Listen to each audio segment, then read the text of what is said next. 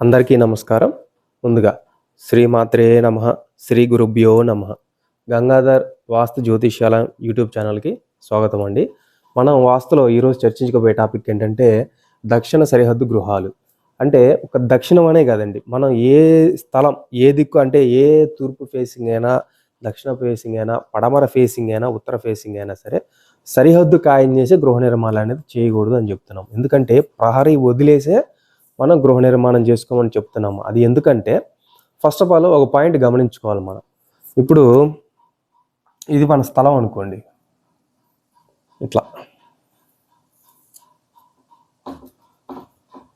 ఇది స్థలం అనుకుంటే ఎగ్జాంపుల్గా అనుకోండి, ఇది తూర్పు, ఇది పడమర, ఇది ఉత్తరం, ఇది దక్షిణం. దక్షిణం అనుకుంటే ఇప్పుడు ఏం చేస్తున్నారు చాలామంది, ఇది స్థలం అనుకోండి, ఈ దక్షిణం ఖాయం చేసేసి ఈ పడమర వైపు ఖాయం చేసేసి ఇట్లా గృహం అనేది ఇట్లా నిర్మించుకుంటున్నారు. ఇటు ప్లేస్ వదులుతారు, ఇటు ఉత్తరం వైపు ప్లేస్ వదులుతారు, కానీ ఒక పడమర దక్షిణం వైపు మటుకు ఖాయం చేసి గృహం నిర్మిస్తున్నారు. అట్లా దీనివల్ల ఏంటంటే మనకి గాలి వెలుతురుకు కూడా ఆటంకమే. ఫర్ ఎగ్జాంపుల్ ఇది దక్షిణ రోడ్డు అయినా సరే, దక్షిణ రోడ్డు అనుకోండి, లేదా పడమర రోడ్డు అనుకోండి, ఏ రోడ్డు అయినా సరే మనం ప్రహరీ వదిలేసి మనం గృహ నిర్మాణం చేసుకోవాలి. ఎందుకంటే గాలి వెలుతురు, ఈ ప్రహరీ లేని ఇంట్లో గాలి వెలుతురు సవ్యంగా ఉండదండి. ఎందుకంటే మనకి పైరగాలి అనేది నైరుతి దిశ నుంచే వస్తుంది. ఎందుకంటే మనకి పంట పొలాల సీజన్ వచ్చినప్పుడు, అంటే తొలకర్ల సమయం వచ్చినప్పుడు మీరు గమనించండి, టీవీలలో జాగ్రత్తగా చూస్తే నైరుతి ఋతుపవనాలు కదిలాయి, వర్షాలు పడతాయి అని చెప్తూ ఉంటారు. అలాగనే పంటకు పైరగాలి కూడా దక్షిణం వైపు నుంచే, అంటే ఇటు నైరుతి దక్షిణం వైపు నుంచే వస్తుందన్నమాట. అందుకని ఈ దక్షిణ వైపు నుంచి గాలి వెలుతురు వచ్చినప్పుడు వీళ్ళు ఇట్లా హద్దు ఖాయం చేసుకొని కొంతమంది కిటికీలు కూడా పెట్టరు. ఇప్పుడు వీళ్ళ ఇంట్లోకి గాలి ఎలా వస్తుంది? రాదు. ప్లస్ ఇంకోటి ఏంటంటే మనకి సూర్యకిరణాలు కూడా ఇంట్లో పడవు. రెండు, గాలి వెలుతురికి ఆటంకం కలుగుతుంది అనమాట. గాలి వెలుతురు పుష్కలంగా లేని ఇంట్లో అనారోగ్య సమస్యలు ఎక్కువ ఏర్పడతా ఉంటాయి. అందుకని మనం చేయాల్సింది ఏంటంటే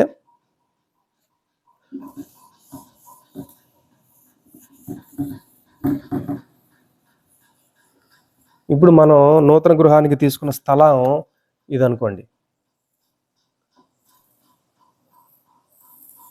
అంటే రఫ్గా గీస్తున్నా, కొంచెం క్రాస్ లైన్ రావచ్చు.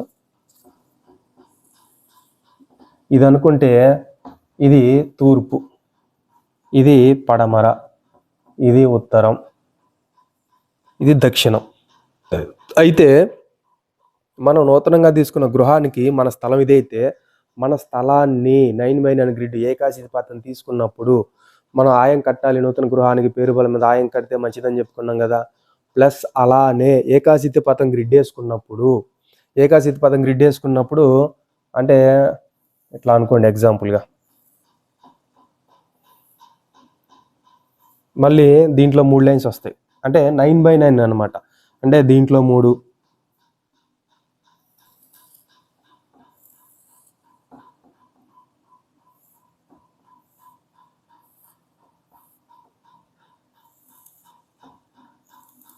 ఇది 9/9 గ్రిడ్ వేసుకున్నప్పుడు ఈ మధ్యలో 9 భాగాలని మనం బ్రహ్మస్థానం అనుకుంటున్నాం.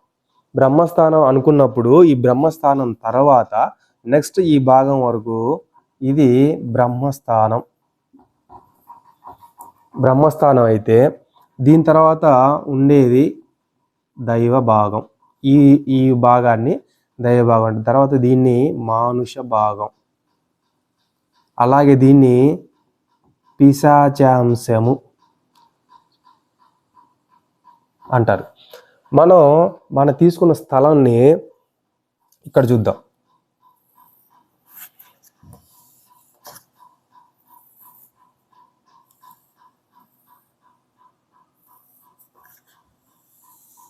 మన స్థలం ఇది అనుకోండి. మన స్థలం ఇది అనుకున్నప్పుడు ఇప్పుడు ఈ స్థలానికి ఇది తూర్పు, ఇది పడమర, ఇది ఉత్తరం, ఇది దక్షిణం అనుకుంటే ఈ ఏకాశిత పథం వేసుకున్నప్పుడు కనీసం ఈ పిశాచాంశము అంటే ఈ భాగం అంతా, అంటే 9లో 1వ వంతు భాగం అయినా సరే మనం ఇట్లా చుట్టూ అనేది ప్రహరీకి ఓపెన్ ప్లేస్ అనేది వదిలేయాలి. ఈ పిశాచాంశ భాగంలో మన గృహ నిర్మాణం అనేది చేయకూడదు. అది ఫస్ట్ పాయింట్. తర్వాత ఏంటంటే ఈ బ్రహ్మస్థానంలో కూడా మనం గదులు అయ్యేది ఏర్పరచకుండా బ్రహ్మస్థానాన్ని వదిలేసి ఈ దైవ మానుష భాగాలలో మనం చుట్టూ గదులు నిర్మించుకుంటే మనుషులు నివసించడానికి యోగ్యకరమైందనమాట మనకి.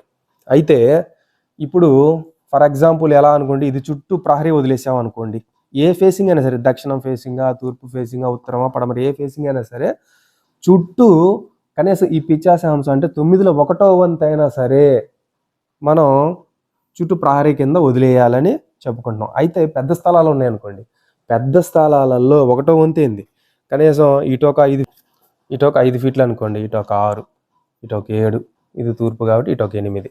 తూర్పు వైపు మనకి ఎక్కువ ఓపెన్ ప్లేస్ ఉండొచ్చు అన్నమాట, తూర్పు ఉత్తరాల వైపు. ఇట్లా వదిలేసుకొని మనకు ప్లేస్ ఉన్న దాన్ని బట్టి సౌకర్యవంతంగా మనం గృహాన్ని నిర్మించుకోవచ్చు. అయితే ఇక్కడ ఈ దక్షిణ సరిహద్దు ఖాయం చేసే గృహాలకి మనకు ఇంకోటి కూడా చెప్పారు. ఏం చెప్పారు అంటే శ్లోకంలో, దక్షిణంతే దిగ్విషయో భవనవరే అర్ధక్షయో అంగనాదోషం సుతమరణం ప్రేక్షత్వే భవతి సదా తత్ర వాసినాం పుంసాం అన్నారు. అంటే ఈ దక్షిణ దిశ సరిహద్దు ఖాయం చేసే గృహాలలో ధననాశనము, స్త్రీ నష్టం జరుగుతుందని మనకి శాస్త్రంలో చెప్పారు. అలాగే అన్నీ కలిసి బాగోలేకపోతే పుత్ర మరణం వల్ల కూడా చూడవలసి వస్తుందని చెప్పారనమాట. అది విషయం. అయితే మనకి ఇట్లా చుట్టుపక్కల ప్రహరీ వదిలేసుకొని ఇల్లు నిర్మించుకుంటే, ఇప్పుడు ఇది ప్రహరీ వదిలేసాము. అయితే దీంట్లో ఎగ్జాంపుల్ కనుక్కోండి, ఇది నైరుతి మూల, ఇక్కడ ఒక బెడ్రూమ్ వేసాము,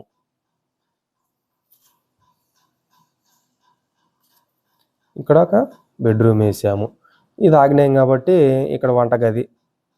ఇది మనం బ్రహ్మస్థానంలో గదులే నిర్మించకూడదు అనుకున్నాం కదా, ఈ బ్రహ్మస్థానం అంటే ఈ సెంటర్లో వస్తుంది కాబట్టి ఇంతవరకు దీన్ని హాల్ కింద వదిలేసుకుంటే ఇటు ఈశాన్య భాగం కాబట్టి ఇటు పూజ గది పెట్టుకోవచ్చు. ఇది ఇంకో బెడ్రూమ్ వేసుకోవచ్చు, ఇటు ఇంకో బెడ్రూము వేసుకోవచ్చు అనమాట. ఇట్లా ఈ హాల్ని ఎలాంటి ఇబ్బంది లేకుండా మనం చూసుకోవచ్చు. ప్లస్ ఈ పిశాచాంశ భాగంలో ప్రహరీ కింద వదిలేయచ్చు. మిగతా స్థలాన్ని కూడా మనం శుభ్రంగా వినియోగించుకోవాలన్నమాట, ఎక్కడ ఏం పెట్టాలి ఏంటి అనేది. ప్లస్ మళ్ళీ దీంట్లో మనం గత వీడియోలో ఇంకోటి కూడా చెప్పుకున్నాం, ఏంటంటే మర్మస్థానాలు, మహామర్మాలు కూడా డ్యామేజ్ అవ్వకుండా చూసుకోవాలి అని. ఎందుకంటే ఫస్ట్ టైం ప్లాన్ తీసుకున్నప్పుడు మాత్రమే ఇది మనం చేసుకోగలం. తర్వాత అంతా గృహం కట్టిన తర్వాత చాలా వరకు ఏంటంటే చాలా ఇల్లు గృహం కట్టేసుకుంటారు. తర్వాత ఆ ఇంట్లోకి వెళ్ళిన తర్వాత వాళ్ళకి ఏవేవో ఇబ్బందులు వస్తుంటాయి. తర్వాత వెళ్ళి చూయించుకుంటారు. మనం చూయిస్తే ఇప్పుడు ఈ గ్రిడ్ వేసారో లేదో తెలియదు, ఈ మర్మస్థానాల్లో గోడలు వచ్చినా లేదో ఎలా చెక్ చేయాలి, మళ్ళీ మొత్తం చెక్ చేయాలంటే చాలా చాలా చాలా రిస్క్ పని. అది చాలా రిస్క్తో కూడుకుంది. అందుకని ఫస్ట్ బేసిక్ స్టెప్పే, ఫస్ట్ బేస్మెంట్లోనే మనం ఒక మంచి నిర్ణయం, ఒక తెలిసిన వ్యక్తిని తీసుకొని వచ్చి ఇవన్నీ చూసుకొని ఈ ప్రహరీలు వదిలేసి, ఈ బ్రహ్మస్థానం వదిలేసి, ఈ పిశాచాంశ భాగం వదిలేసి, ఈ బ్రహ్మస్థానం వదిలేసి, ఆ తర్వాత దైవ మానుష భాగాలలో మనం గదులు నిర్మించుకుంటే గాలి వెలుతురికి డోకా ఉండదు, మిగతా ప్లానింగ్ అంతా పర్ఫెక్ట్గా ఉంటుంది. ఆ ఇంట్లో నివసించే వాళ్ళకి కూడా ఎలాంటి ఇబ్బందులు ఉండవు. అందరూ మనకి సూర్యకిరణాలు, ఫ్రెష్ ఎయిర్ ఎప్పుడైతే ఇంట్లోకి వస్తుందో, సూర్యకిరణాలు ఎప్పుడైతే మనకి ఇంట్లో పడతాయో ఆ ఇంట్లో నివసించే వాళ్ళకి ఎలాంటి అనారోగ్య సమస్యలు ఉండవు. సూర్యకిరణాలు ఎప్పుడైతే మన ఇంట్లో పడితే అప్పుడు ఆ ఇంట్లో నెగిటివ్ ఎనర్జీ అనేది ఉండదు. ఇది గుర్తుపెట్టుకోవాలి. ఇప్పుడు చూద్దాం. ఇప్పుడు వీళ్ళు ఏం చేస్తున్నారు, ఇట్లా దక్షిణం పడమర హద్దు చేసి ఇల్లు కట్టేసుకున్నారు, ఇట్లా కట్టుకున్నారు. దీంట్లోనే గదులు వచ్చేసినాయి అనుకోండి. ఇప్పుడు వీళ్ళకి ఇక్కడ కిటికీలు బెటరు, ఏం బెటరు, ఇక్కడ వీళ్ళకి ఫ్రెష్ ఎయిర్ ఎలా వెళ్తుంది? పోనీ ఉదయించేటప్పుడు ఇది తూర్పు అనుకోండి, ఇది పడమర అనుకోండి, ఇది ఉత్తరం అనుకోండి, ఇది దక్షిణం. తూర్పు వైపు ఉదయం కిరణాలు అయితే పడతాయి, కానీ సాయంత్రం పూట కిరణాలు అయితే మళ్ళీ ఇంట్లో పడవు.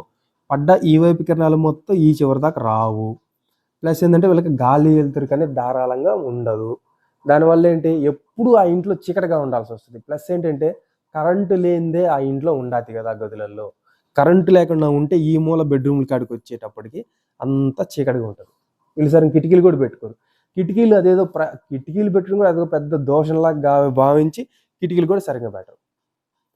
ఇంత చేసి ఇవన్నీ వదిలేసి ఇల్లు కట్టుకుంటారు. దీంట్లో మళ్ళీ ఇంటీరియర్ ఖర్చు పెడతారు. లైటింగ్ అని, పిఓపి అని అంతా అసలుకి కరెంటు కానీ లైట్లు అని జిగేలు అంటుంటాయి.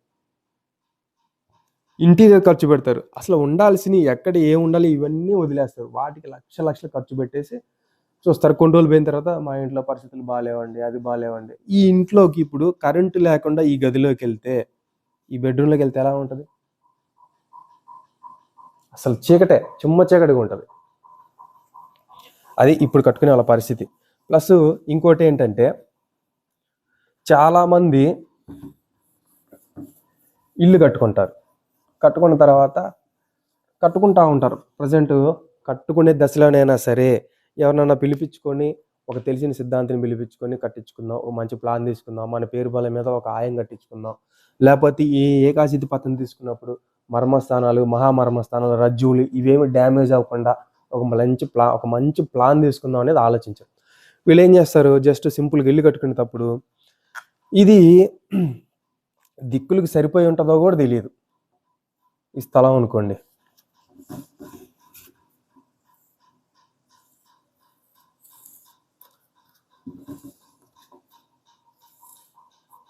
ఇది స్థలం అనుకోండి, ఇది దిక్కులకు సరిపోయిందో లేదో కూడా తెలియదు.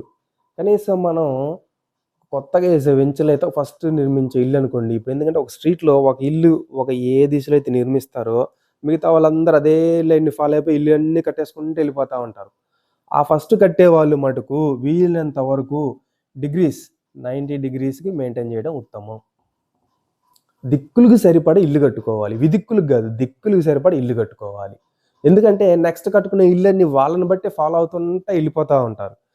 కాబట్టి ఈ ఫస్ట్ ఇల్లు కట్టుకునే వాళ్ళు మటుకు 90 డిగ్రీస్కి మెయింటైన్ చేస్తే మిగతా వాళ్ళు ఇల్లు మటుకు ఆటోమేటిక్ ఇదే 90 డిగ్రీస్లో వెళ్ళిపోతూ ఉంటాయి అన్నమాట. ఇది ఫస్ట్ ఇది మెయింటైన్ చేసుకోవాలి. తర్వాత ఇంకోటి ఏంటంటే, ఇప్పుడు ఏమన్నా తీసుకెళ్తే ఎక్కడ డబ్బులు ఇవ్వబడిద్దు అని ఫోన్ చేస్తారు. ఏమండి మా ఇంటికి బాత్రూమ్ ఎటువైపు ఉండాలి, బేసిన్ ఎటువైపు పెట్టాలి, ఇలా ఫోన్ చేస్తూ ఉంటాం. ఇప్పుడు విజిట్ అనేది తీసుకుంటే మనం ఆ స్థలం పరిస్థితి ఎలా ఉంది, దిక్కుల్లో ఉందా, విదిక్కుల్లో ఉందా, ఎట్లా ఉంది. ఒకవేళ ఈ స్ట్రీట్లో ఇల్లన్నీ కట్టేసిన తర్వాత మధ్యలో ఒక ప్లేస్ ఖాళీగా ఉంది, ఆ ప్లేస్ అతను కొన్నాడు.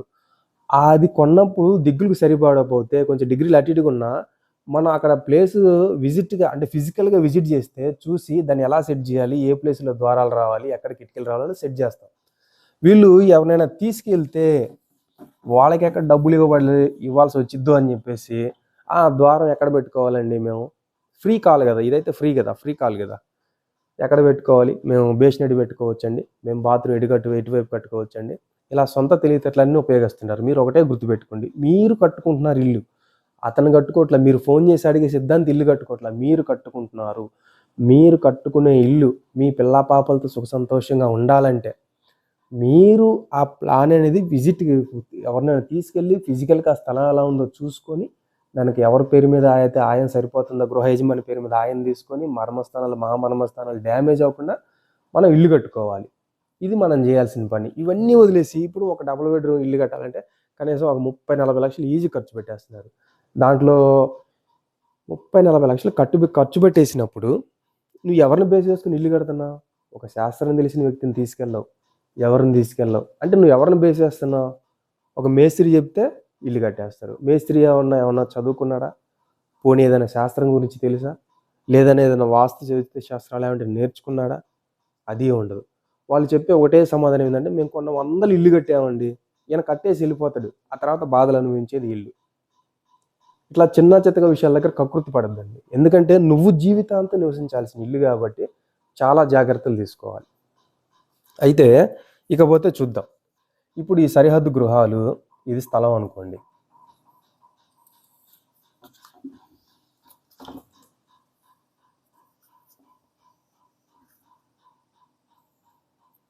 ఇది తూర్పు, పడమర, ఉత్తరం, దక్షిణం. అయితే వీళ్ళు ఇప్పుడు సరిహద్దు గృహాల గురించి మాట్లాడుకుంటున్నాం కదా, ఇది ఆగ్నేయ మూల అనుకోండి, ఇది ఈశాన్య మూల, ఇది నైరుతి, ఇది వాయువ్యం. ఇల్లులు అంటే అందరూ అలా కడతారని నేను చెప్పను. ఇట్లా ఆగ్నేయం, ఇట్లా తూర్పు, ఇట్లా దక్షిణం, ఇట్లా గృహం అనేది సరిహద్దు చేసి గృహాన్ని నిర్మించిన, ఇట్లా నిర్మిస్తారు కొంతమంది. ఈ హద్దు అనేది ఖాయం చేసి నిర్మిస్తే ఆ ఇంట్లో వాళ్ళకి ఎప్పుడు ధన నష్టం జరుగుతుంది. ప్లస్ ఏంటంటే ధన నష్టం జరిగి ఆ ఇంట్లో వాళ్ళకి కష్టాలు అనేవి ఎక్కువైపోతూ ఉంటాయి.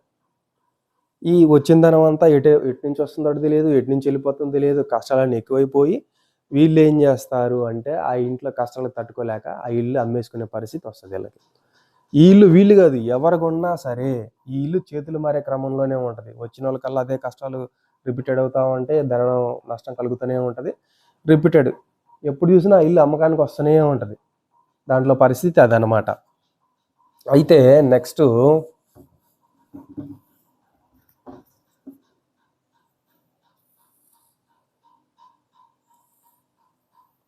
ఇదనుకోండి.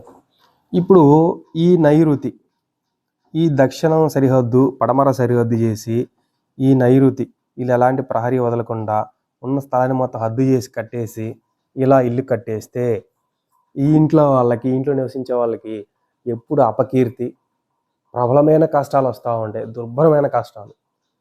అపకీర్తి ఎప్పుడు చూసినా వీళ్ళు ఏదో ఒక నిందల పాలవటం, చెడ్డ పేరు రావటం, లేకపోతే దుర్భరమైన కష్టాలు వస్తూ ఉంటాయి వాళ్ళకి. ఈ దక్షిణ పడమర సరిహద్దు చేసి ఈ నైరుతి ఖాయం చేసిన వాళ్ళ ఇంటికి ఈ పరిస్థితి ఉంటుందన్నమాట. ఇట్లా వచ్చే అవకాశం వీళ్ళకు ఉంది. నెక్స్ట్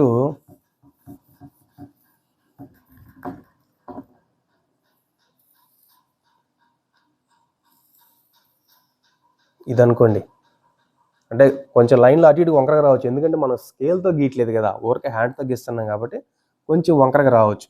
ఇట్లా స్థలం ఉంటే అని. ఇది తూర్పే అనుకోండి, దిక్కులు కూడా ఇది తూర్పు, ఇది పడమర, ఇది దక్షిణం, ఇది ఉత్తరం, ఈశాన్యం, ఆగ్నేయం, నైరుతి, వాయువ్యం. వీళ్ళు కొంతమంది ఈ వాయువ్యం అంటే ఈ పడమర సరిహద్దు, ఈ ఉత్తర సరిహద్దు చేసి ఇట్లా గృహాన్ని నిర్మించిన వాళ్ళకి ఇట్లా నిర్మించవచ్చు. ఒకవేళ ఇటు ఫేసింగ్ అనుకోండి, ఈ రెండు వైపు సరిహద్దు చేసి నిర్మించి ఇటు కొంచెం వదిలేసి ఇటు వదిలేస్తారు. చూడండి, ఇట్లాంటి గృహాలు మీకు తగులుతాయి కంపల్సరీగా, నేను చూసా. ఈ ఉత్తరం సరిహద్దు గోడ మీద సరిహద్దు చేసే ఇల్లు ఉంటుంది, ఈ పడమర వైపు కూడా ఈ స్థలం సరిహద్దు చేసే ఇల్లు ఉంటుంది. తూర్పు కాబట్టి ఇటు కొంచెం వదిలేస్తారు ప్లేసు, ఇటు దక్షిణం, ఇటు ఎదురు రోడ్డు, ఇటే రోడ్డు అనుకోండి, ఇటే సింహద్వారం రావాలి కాబట్టి ఇటు కొంచెం ప్లేస్ ఉంటుంది. ఇట్లా ఉత్తరం పడమర ఈ వాయువ సరిహద్దు, ఈ వాయువ కోణం, ఈ కోణం సరిహద్దు చేసి కట్టిన గృహాలలో వీళ్ళకి ధనం నశిస్తూనే ఉంటుంది. ప్లస్ ఇట్లాంటి ఇళ్ళల్లో నివసించే వాళ్ళకి విధవలు, ఒంటరి మహిళలు వీళ్ళు ఎక్కువ నివసించే అవకాశం ఉంటుంది.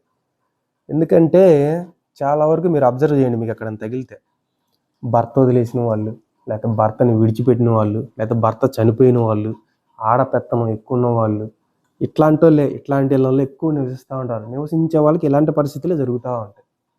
ఇక 4వది అంటారా, ఇక ఈశాన్యం ఖాయం చేసి ఇటు ఖాయం చేసి ఎవరు కూడా ఇల్లు కట్టరు. ఎందుకంటే ఇది ఒకటి సంతోషం, ఎందుకంటే ఈశాన్యం కదా, అమ్మో ఈశాన్యం ప్లేస్ ఉండాలి, ఏది ఉండాలని చెప్పేసి తొందరపడి ఎవరు ఇల్లులు కట్టరు. కాబట్టి ఈ సరిహద్దు ఇటు ఖాయం చేసి ఎవరు ఇల్లు కట్టరు అన్నమాట.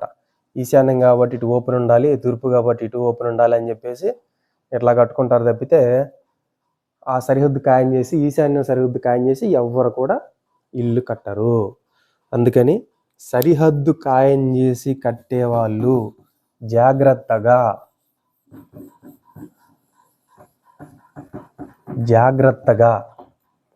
ఒక తెలిసిన వ్యక్తిని పిలిపించుకొని ఏదైనా సరే నూతనంగా గృహాన్ని ఒకసారి ఇల్లు కట్టిన తర్వాత మనం చేయగలిగేది ఏమీ లేదండి. వాళ్ళు ఎలా కట్టారు, ఇప్పుడు ఒక నూతన నిర్మించే గృహం అయితే ఓపెన్ ఫ్లాట్ కాబట్టి మనం ఏకాశితి పత్రం తీసుకొని ఆయం కట్టి అతని పేరు బలాల మీద నక్షత్రాలు, రాసులు, తిథులు, ఆదాయం ఎంత ఉంది, ఖర్చు ఎంత ఉంది, ఇలా అన్నీ చూసి ఏకాశి పత్రం తీసుకొని మహామర్మస్థానాలు డ్యామేజ్ అవ్వకుండా మనం ప్లాన్ ఇవ్వగలం.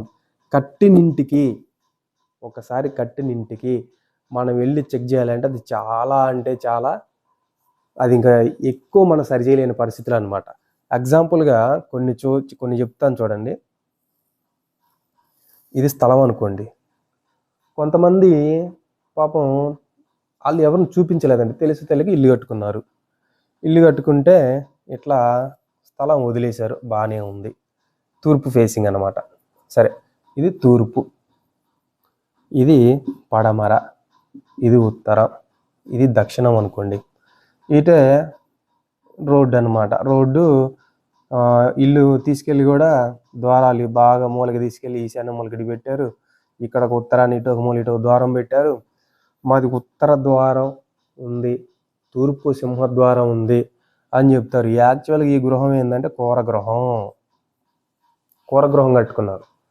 ప్లస్ ఏంటంటే బాగానే ఉంది. సరే, లోపల డబుల్ బెడ్రూమ్ వేసుకున్నారు. ఎలా వేసుకున్నారు? ఇలా బెడ్రూమ్, ఇదో కిచెను. ఈ కిచెన్లో ఇక్కడ అంటే దేవుడి గది ఒక సపరేట్ కట్టుకున్నారులే, మళ్ళీ దేవుడి గది సపరేట్ పెట్టుకున్నారు. ఓకే, బాగానే ఉంది. దీంట్లో ఈ ప్రహరీ వదిలేశారు కదా, ఈ ఇంటి పైన వేసిన స్లాబ్ తీసుకెళ్ళి ఈ ప్రహరీకి దాటిపోయింది. ఇట్లా చుట్టూ స్లాబ్ ఎల్లుడు వచ్చేసి ఈ ప్రహరీకి ఒక చోట అయితే ఇట్లా దాటిపోయి ప్రహరీ అద్దు ఇట్లా దాటిపోయి కనబడుతూనే ఉంది. ఎట్లా కట్టేసుకున్నారు. ఇక వీళ్ళు అసలుకి ప్రహరీ వదిలిన ఉద్దేశమే ఉంది. మళ్ళీ దీన్నే ఇంకో స్టేర్ వేసుకున్నారు. ఈ ప్రహరీలో ఈ గోడ తీసుకెళ్ళి ఇట్లా కట్టేశారు. ఇక్కడ ప్రహరీ బ్రేక్ అయిపోయి ఇక్కడ నైరుతిలో ఇక్కడ ఓపెన్ లెటర్లు పెట్టారు. ఇటు ఎంత గందరగోళంగా ఉందిలే పరిస్థితి ఆ ఇంట్లో. కానీ చాలామంది ఫస్ట్లోనే చూపించుకోవాలి. 34 లక్షలు ఖర్చు పెట్టారు. ఇప్పుడు ఈ స్థలం స్లాబ్ వచ్చేసి ప్రహరీకి బయటకు అవుట్ సైడ్కి వచ్చేసింది. ఇది ప్రహరీ ఇంటి గోడ తీసుకెళ్ళి ప్రహరీ గోడకి టచ్ చేసేసాడు. ఎందుకు టచ్ చేశారో కూడా తెలియదు. ఇట్లా రకరకాల మిస్టేక్లు ఉంటాయి. పైగా ఇట్లాంటి వాళ్ళు ఏం చేస్తారంటే సింపుల్గా ఫోన్ చేసి, ఏమండి మా ఇంటికి పలానా సైడ్ బాత్రూమ్ ఉండొచ్చా, పలానా సైడ్ సెప్టిక్ ట్యాంక్ ఉండొచ్చా, లేకపోతే పలానా సైడ్ సంపు అంటే వాటర్ ట్యాంక్ ఉండొచ్చు, ఎటువైపు ఉండాలి, ఇవన్నీ ఫోన్లు చేసి అడుగుతూ ఉంటారు ఫ్రీ ఆఫ్ కాస్ట్. అలా చేస్తే మీకే నష్టం, చెప్పేవాళ్ళకి కాదు. చెప్పేవాళ్ళు ఇప్పుడు ఒక ఫిజికల్గా ఎగ్జాంపుల్గా ఎలా చెప్పాలి అంటే, ఒక బట్టలు కుట్టించుకోవడానికి టైలర్ షాప్కి వెళ్ళాం. మనం చూడకుండా మన ప్యాంట్ షర్ట్ కొలతలు తీసేస్తాడా? మా అబ్బాయి ఇంత హైట్ ఉంటాడంటే ఇంత లావు ఉంటాడు, లేకపోతే బక్కగా ఉంటాడు, వాడికి ప్యాంట్ షర్ట్ కుట్టండి, ఎంత కొలతలు పెట్టాలి చెప్పండి అంటే ఎవరు చెప్తారు? మనిషిని దగ్గరికి తీసుకెళ్ళి ఆయన ఫిజికల్గా చూసుకొని నడుము ఎంత ఉంది, చేతులు ఎంత ఉంది, కొలతలు తీసుకుంటేనే కదా ప్యాంట్ షర్ట్ కుట్టగలడు. అట్లానే ఉండదు వీళ్ళు చేసేవి కూడా. ఏమండి మా ఇంటికి బాత్రూమ్ ఎక్కడ పెట్టాలి, మా ఇంటికి వాటర్ ట్యాంక్ ఎటు పెట్టాలి, మా ఇంటికి మెట్లు ఎటు పెట్టాలి, మా ఇంటికి సంపు ఎటు పెట్టాలి, ఇట్లా అడుగుతూ ఉంటారనమాట. ఫ్రీ ఆఫ్ కాస్ట్ అట్లా అనమాట. అలా వద్దు, అలా చేయండి దయచేసి, మీరు అలా చేయకండి. మనం నివసించే ఇల్లు, మన తర్వాత మన పిల్లలు కూడా నివసించే ఇంటిని మనం ఎన్నో జాగ్రత్తలు తీసుకొని మనం కట్టుకుంటే మనతో పాటు మన పిల్లలు కూడా ఆయురారోగ్యాలతో సుఖశాంతులతో చల్లగా ఉంటారు. అది చేయాల్సిన పని మనం. అంతేగాని ఆ బిల్డర్ మేస్త్రి చెప్తే కట్టాడు అందరూ నేను అనట్లేదు. చాలా వరకు 99% వాళ్ళ నుంచి వచ్చే సమాధానం ఒక్కటే, మేము చాలా ఇల్లు కట్టామండి, ఇలానే కట్టాం. ఎవరు చెప్పారు అలా కట్టమని? సమాధానం ఉండదు. అది అట్లా ఉంటాయి పరిస్థితులు. అందుకని చెప్పేసి చాలా చాలా జాగ్రత్తగా మనం లైఫ్లో ఒక్కసారి ఇల్లు కట్టగలం, పదే కట్టలేం. అందుకని చెప్పేసి అన్ని అంశాలు పరిశీలించి జాగ్రత్తగా ఒక తెలిసిన వ్యక్తిని తీసుకెళ్ళి చూయించుకొని మన నూతన గృహాన్ని నిర్మించుకోవడం ఎంతైనా ఉత్తమం. అలాగే నెక్స్ట్ మనం ఇంకో టాపిక్తో ఇంకో వీడియోలో మళ్ళీ కలుద్దామండి. అంతవరకు సెలవు. జై శ్రీరామ్.